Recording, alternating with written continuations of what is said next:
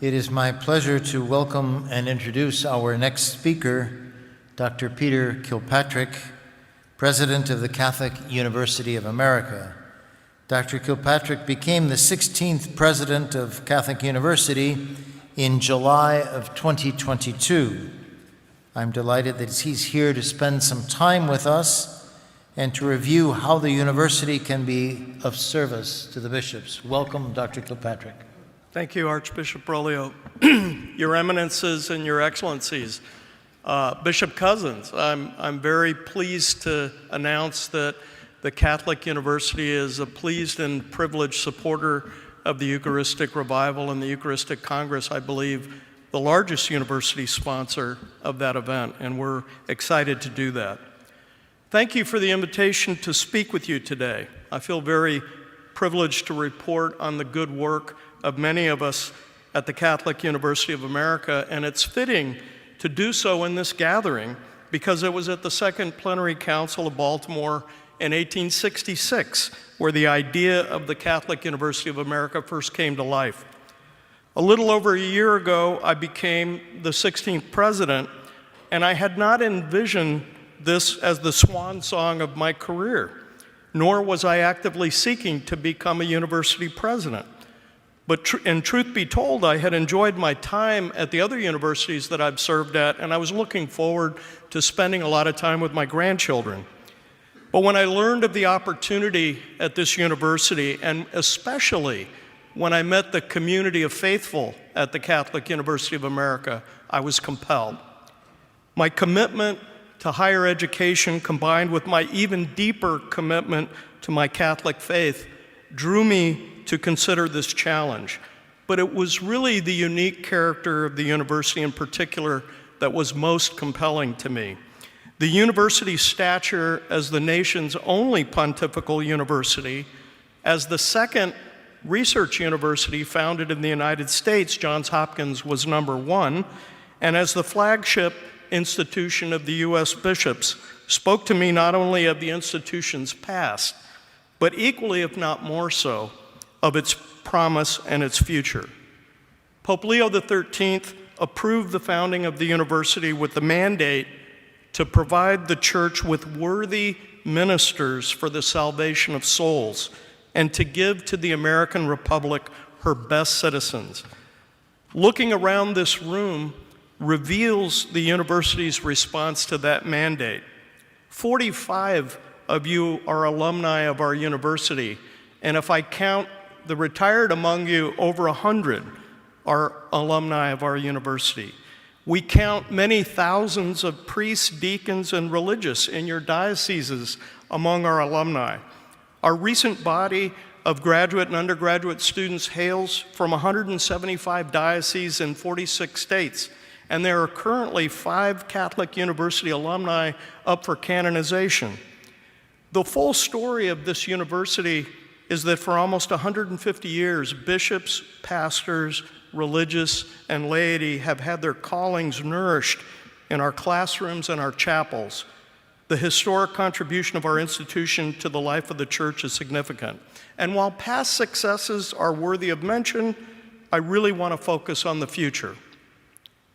Our Light the Way campaign, which we just concluded, brought much needed resources to our university to continue our work on behalf of the church. We have a plan to practically double the enrollment during the next 10 years. The university will intensify our commitment to our heritage as a Tier 1 university, not only honoring the place in history as the nation's second research university, but expanding the dialogue between faith and reason and widening the horizons of scholarship and civic debate. We are committed to both path-breaking research and to respectful and civil discourse, something I believe our nation dearly needs, perhaps now more than ever. As we witness both great confusion and great contention in our society and culture about the nature of the human person, and great concern for what Pope Francis affectionately calls our common home.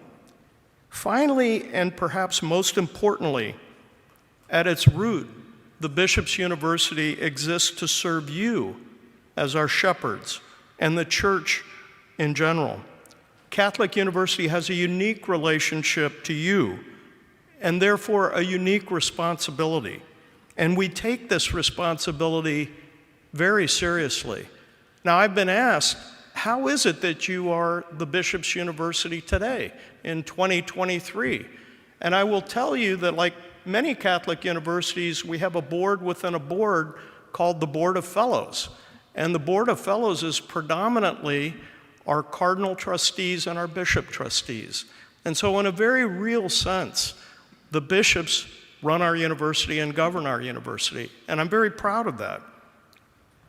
How should your pastoral needs shape our future? And how do we best partner in that future, meeting the challenges of the church together?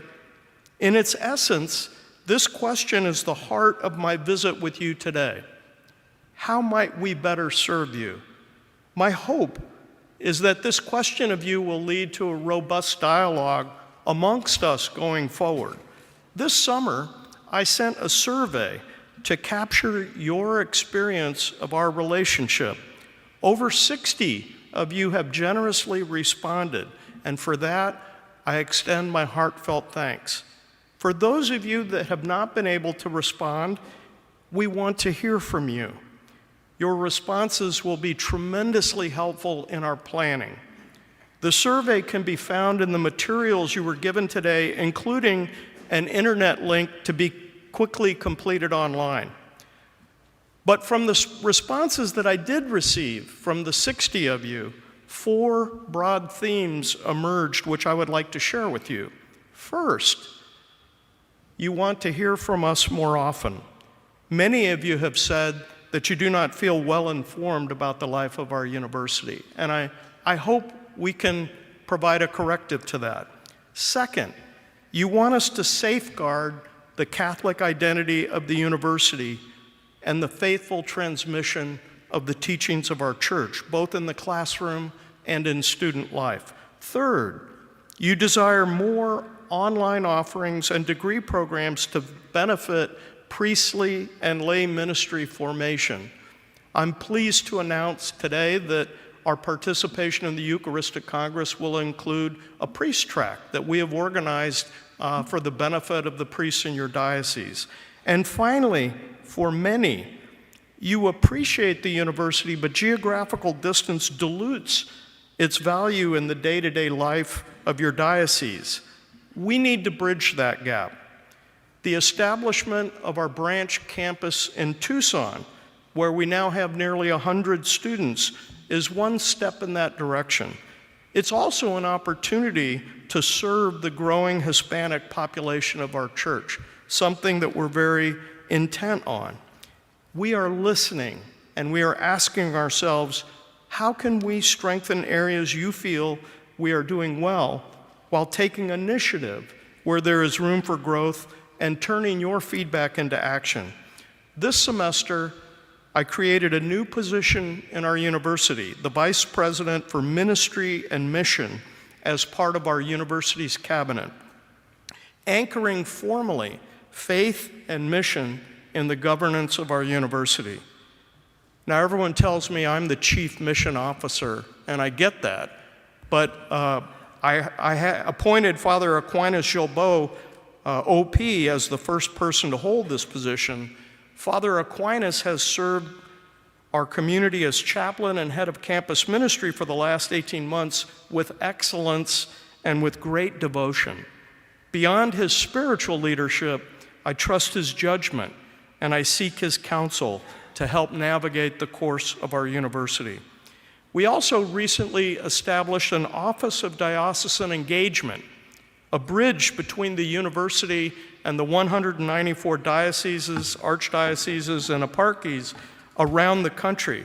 It will be a hub of initiative, strategy, and coordination, ensuring that our university programs meet the needs of the church. The office is under the leadership of Associate Vice President Kirsten Evans, who's with us here today. We look forward to partnering with you in this new endeavor.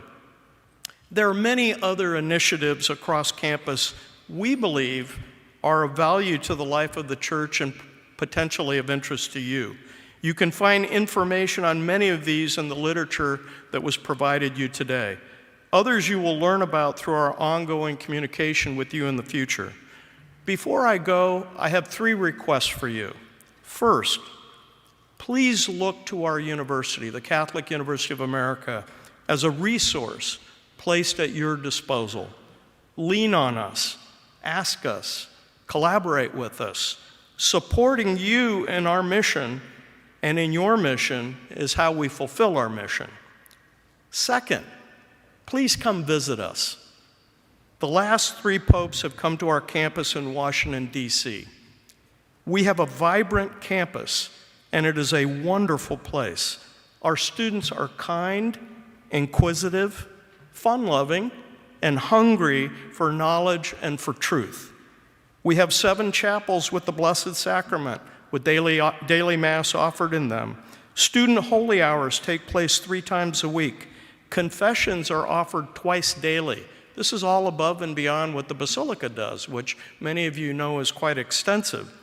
We will be establishing a perpetual adoration chapel early in 2024.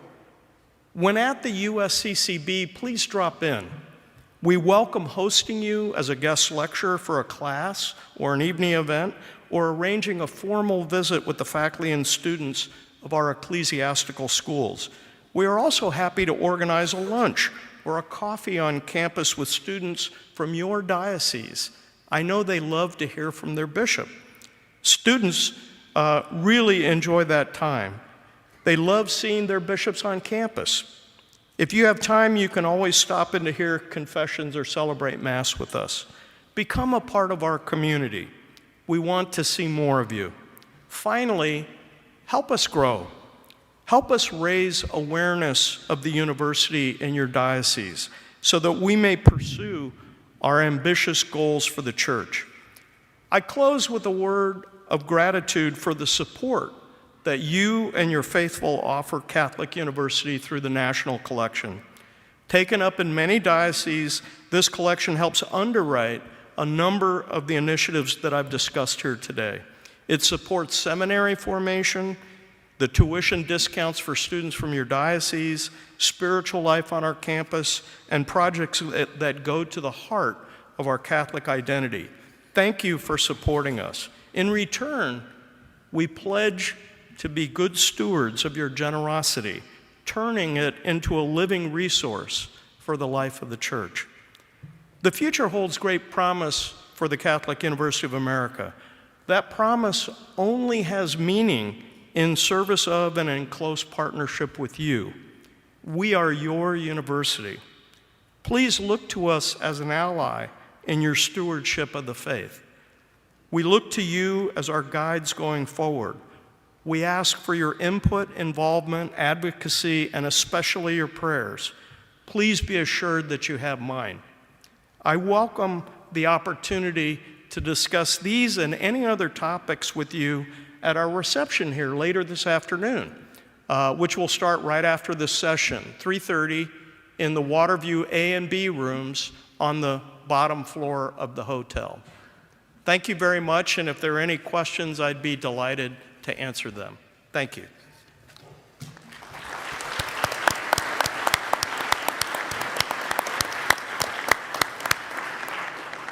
Are there any questions for Dr. Kilpatrick? Archbishop Kujak? Many of us are associated as bishops with one university or another, and it's a curious thing. Many Catholic universities have an order that is focused on them, or a diocese that hosts the university that is basically, that gave life to the university. But the Catholic University of America is the university of the Conference of the Catholic Church. And it's maybe paradoxical, because if you belong to everybody, everybody thinks you belong to somebody else other than me. And I just would like to encourage our brothers to support President Kilpatrick and the university because it is in the nation's capital. There's another, a Jesuit university, Georgetown, in the capital, but it has a fantastic theology faculty, one of the biggest in the country, and it needs us. It needs us, dear brothers. And the future of the church gave birth to universities. The church is the most universal institution in the world, and the university today is the most respected university in the world. In every culture, in every society, in all walks of life, people want their kids to go to a university. And I think it's a matter of tears that in some areas, in some situations, the university and the church are not only not close, but at odds. And here we have a university that really, from the leadership, from top to bottom, wants to be with the church. And we thank you for that, President Kilpatrick. Thank you, Archbishop.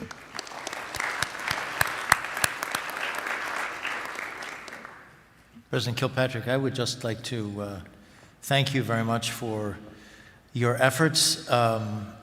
You came about the same time that I came on the Board of Trustees, because one of the fringe benefits of being president of the conference is you are a trustee of Catholic University of America, and I'm happy to congratulate you for your enthusiasm and also your planning and your vision for the future. So thank you very much, and thank you for taking this opportunity to come and speak to us, and I'm sure we'll be happy to enjoy seeing you downstairs later on. Thank you very much, Archbishop Brolio. Thank you.